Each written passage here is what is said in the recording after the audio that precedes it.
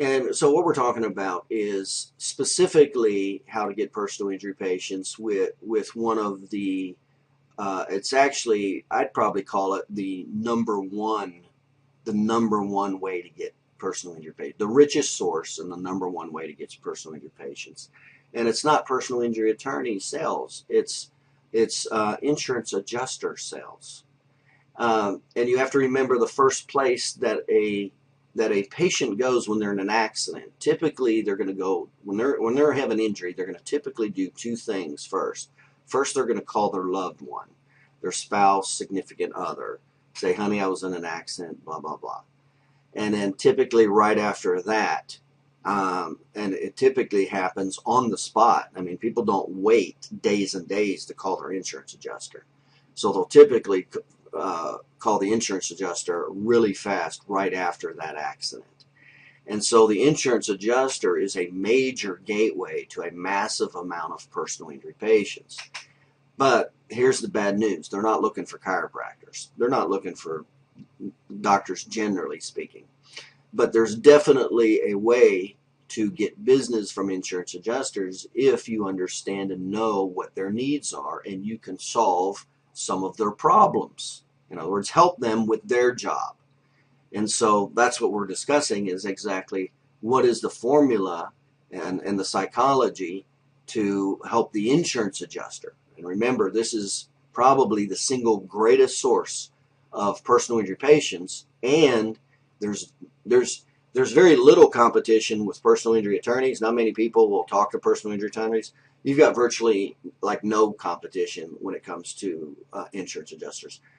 I guarantee you've never probably heard of a chiropractor targeting marketing to an insurance adjuster. For whatever reason, they think it's taboo or whatever. I don't know, or it's counterintuitive, or I don't know what. But so we'll go into the specifics of why that's a rich source.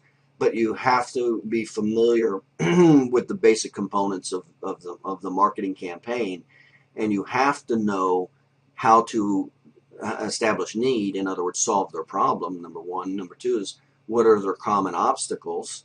So you can handle their need, you can handle their obstacles, as well as affect trust. Now, you can do that with educational sales. You cannot do that with publicity or advertising. So publicity alone or advertising alone will not get business. And it just kind of goes back to the time. You're either going to spend money or time in marketing, one or the other. And most doctors would rather do neither, not spend money or time to get new business. That's usually what most people want.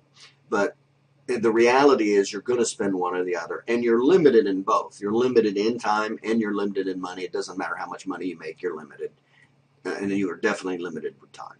So you always have to pick. You have to pick which are going to be the most effective for your budget, your money, and your time. And so that's some of the factors that we always pay attention to. And then there's a difference between advertising and sales relative to knowledge and skill. So not only is there an effort level, it takes a little bit of effort and time, but you have to have a skill level. And so once again, that eliminates a lot of chiropractors. They're not willing to put the time in. They're not willing to learn the skill and to actually know how to do educational sales with an insurance adjuster.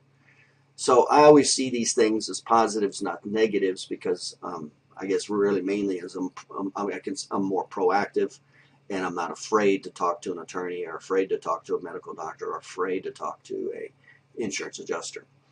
So if you're not afraid to talk to any of these people, and you're willing to learn the basic components of a campaign and the outline of an educational sales category, there's an unbelievable amount of business. And that's how I was always able to create way more business than I physically could handle. That's why I had 2 full-time associates. Eventually, I didn't even practice. Opened 77 offices in 20 states, seeing over 40,000 new patients a year. Is because we did these things. We did these things that were the most effective, not the least effective, and we had the skill level knowledge, and we actually did them.